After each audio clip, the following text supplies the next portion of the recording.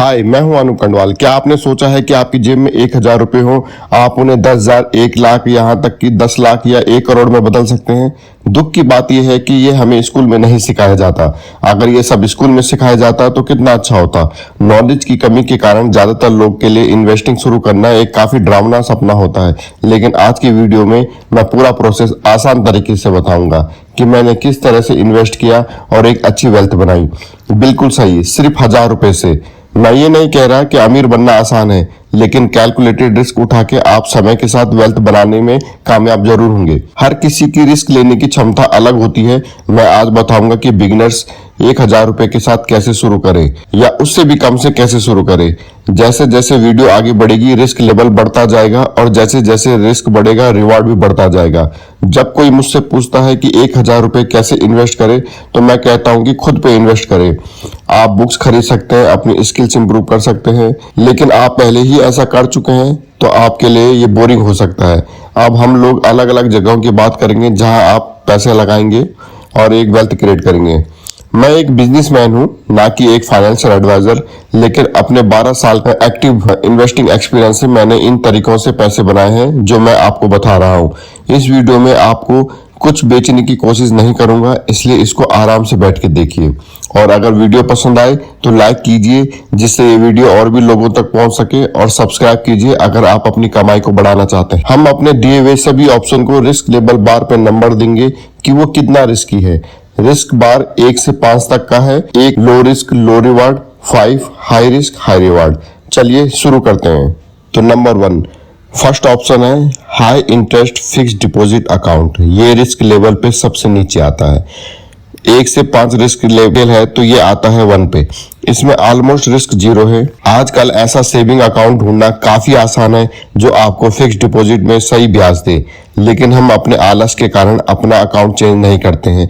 90% लोग आलस के कारण अपना अकाउंट चेंज नहीं करते हैं, ये देखते हुए भी कि उन्हें उसमें कम इंटरेस्ट रेट मिल रहा है।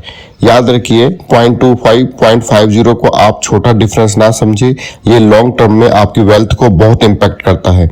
मैं आज कोई फिक्स डिपॉजिट के लिए बैंक चुनता हूं तो 2 बातों का ध्यान रखता हूं। पहला इंटरेस्ट रेट, दूसरा अपने पैसे तक पहुंचने की एबिलिटी।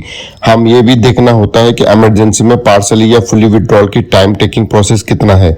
जैसा मेरा HDFC और ICICI में अकाउंट है, जो उनमें मुझे 1 घंटा में या 2 घंटे में फिक्स डिपॉजिट को विड्रॉल करने की परमिशन मिलती है। इस ऑप्शन का इस लिस्ट में होना इसलिए जरूरी है क्योंकि ये इमरजेंसी फंड का काम करता है। आप अपना कुछ पैसा सेविंग फंड में डालना शुरू करिए। सेकंड ऑप्शन है रिकरिंग डिपॉजिट, जिसे हम RD भी कहते हैं। ये भी रिस्क लेवल पे नंबर 1 पे ही आता है। ये आपका सेकंड ऑप्शन है, जिसमें भी रिस्क ऑलमोस्ट 0 है, लेकिन इसमें भी आपको जो इंटरेस्ट रेट मिलता है बहुत कम मिलता है, ऑलमोस्ट 7%, जो लॉन्ग टर्म में वेल्थ तो नहीं बनाएगा, लेकिन आप बहुत एजेड हैं और पेंशन से कुछ अमाउंट बचा के अपना सिक्योरिटी की तरफ देख रहे हैं, तो ये आपके लिए ऑप्शन हो सकता है। अब आते हैं थर्ड ऑप्शन में, जो मेरी फेवरेट में से एक इन्वेस्टमेंट है, जिसका नाम है गोल्ड। आप यकीन करेंगे 1964 में 10 ग्राम गोल्ड का रेट 70 रुपए था। अगर उस टाइम किसी ने 70 रुपए अपनी तिजोरी में लॉक करके रखे होते और अभी वो उन पैसों को निकालता तो उससे वो 10 ग्राम पीतल भी नहीं खरीद पाता। इसका मतलब हमें पैसे नहीं एसेट बनाने होते हैं, क्योंकि RBI की रिपोर्ट के अनुसार हमारे रुपए की वैल्यू 1947 से अभी तक 99.9% गिरी है। अगर उसने उस टाइम पे 70 रुपए का गोल्ड खरीदा होता तो आज वो 95,000 से अबव होता। इसको एक सिंपल एग्जांपल से समझते हैं।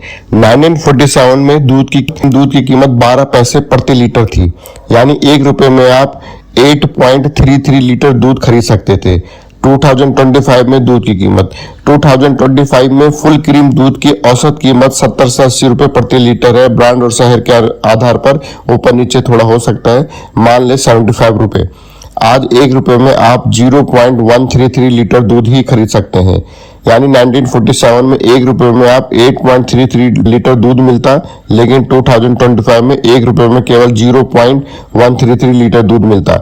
अब 8.33 लीटर दूध को 0.0133 से डिवाइड करने पर यह आता है 625, यानी 625 गुना रेट हाइक हुए हैं। इसका मतलब महंगाई की दर दूध में 25 गुना बढ़ी है। आप 1 रुपए में पहले पूरे हफ्ते भर का दूध खरीद सकते थे, अब आपको पूरे हफ्ते भर का दूध खरीदने के लिए 625 रुपए चाहिए। यही है रुपए की वैल्यू की गिरावट। अगर आपको अपने पैसे की वैल्यू को बचा के रखना है तो गोल्ड आपके लिए है। अगर आपने आज से 20 साल पहले 1000 रुपए का गोल्ड खरीदा होता तो आज उसकी वैल्यू 12,400 रुपए होती। आपके एसेट की वैल्यू 12 गुना से ज्यादा बढ़ गई होती। असल में गोल्ड के साइज में कोई चेंज नहीं हुआ है या उसकी महत्व में या उसके मूल्यता में कोई चेंज हुआ है। चेंज हुआ है आपके रुपए में। आपके रुपए की वैल्यू कम हुई है, ना कि गोल्ड की वैल्यू बढ़ी है। गोल्ड खरीद सकते हैं। गोल्ड हमारी ओरिजिनल करेंसी थी जो हमारे पूर्वज इस्तेमाल करते थे। ये लाखों सालों तक चलता है, इसको मैन्युफैक्चर नहीं किया जा सकता। अब आप सोचेंगे कि अगर ये इतना ग्रोथ कर सकता है तो आपने इसको रिस्क स्केल में 2 पे क्यों रखा है। एक्चुअली गोल्ड में जो तेजी आई है वो सडनली आती है ग्लोबल इफेक्ट के कारण। नॉर्मली गोल्ड में 8 से 10% तक का ही रिटर्न हम एज्यूम कर सकते हैं। हम 2 तरह से गोल्ड में इन्वेस्ट कर सकते हैं। पहला तरीका है फिजिकल गोल्ड लेना, लेकिन अगर मैं कोई ज्वेलरी खरीदूं, गोल्ड बार खरीदूं या कोई कॉइन लेता हूं तो उसमें मैं ज्यादा पैसे दूंगा, क्योंकि इसमें मुझे गोल्ड जो बेच रहा है उसका भी मार्जिन ऐड होता है। इसका मतलब मैंने गोल्ड की कीमत से ज्यादा पैसे चुकाए। इसका अल्टरनेटिव है कि गोल्ड ETF में इन्वेस्ट करना, जैसे ग्रो ऐप के थ्रू आप गोल्ड ETF ले सकते हैं। अब आते हैं अपने 4th ऑप्शन में, जो है इंडेक्स फंड। अगर आपने इंडेक्स फंड में 1000 रुपए मंथली इन्वेस्ट किया और जो इंडेक्स फंड का हिस्टोरिकल रिटर्न है यानी 12% उसके कैलकुलेट करें तो 30 साल बाद आपके पास होंगे लगभग 31 लाख रुपए। ये है पावर ऑफ कंपाउंडिंग। आप बिना किसी नॉलेज के भी ये कर सकते हैं। मुझे याद है दुनिया के सबसे बड़े इन्वेस्टर वॉरेन बफेट ने $1 मिलियन की शर्त लगाई थी कि एक सिंपल इंडेक्स फंड 10 साल में किसी भी प्रोफेशनली एक्टिव फंड के पोर्टफोलियो को बीट कर सकता है, और इसका रिजल्ट ये रहा कि वॉरेन बफेट ने $1 मिलियन की बेट जीती। इंडिया में सबसे बड़े 2 इंडेक्स हैं, NSE जिसे हम निफ्टी 50 कहते हैं और BSE जिसे हम सेंसेक्स भी कहते हैं। निफ्टी में इंडिया के टॉप 50 कंपनीज आती हैं और सेंसेक्स में इंडिया की टॉप 30। मैं आपकी जगह होता तो निफ्टी 50 इंडेक्स को चुनता, जिसका लास्ट 20 इयर्स का एवरेज रिटर्न 15% रहा है। आपने 1000 रुपए लगाए और वो इंडिया की टॉप 50 कंपनीज में लग गया। आप नीचे दिए हुए लिंक से ग्रो ऐप में जाके अकाउंट ओपन कर सकते हैं। अगर आपको इसमें कैसे इन्वेस्ट करें उसका एक डिटेल वीडियो चाहिए तो मैं वो आपके लिए बना दूंगा, प्लीज कमेंट करें। अब आते हैं अपने 5th ऑप्शन में, इस जो है डायरेक्ट शेयर में इन्वेस्ट करना। ये बहुत रिस्की है और खास करके बिगनर्स के लिए।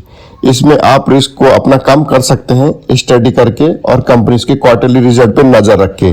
बहुत से ऐसे शेयर हैं, अगर आपने 20 साल पहले 1000 रुपए लगाए होते तो आप आज करोड़पति होते। ऐसे ही एक शेयर है बजाज फाइनेंस।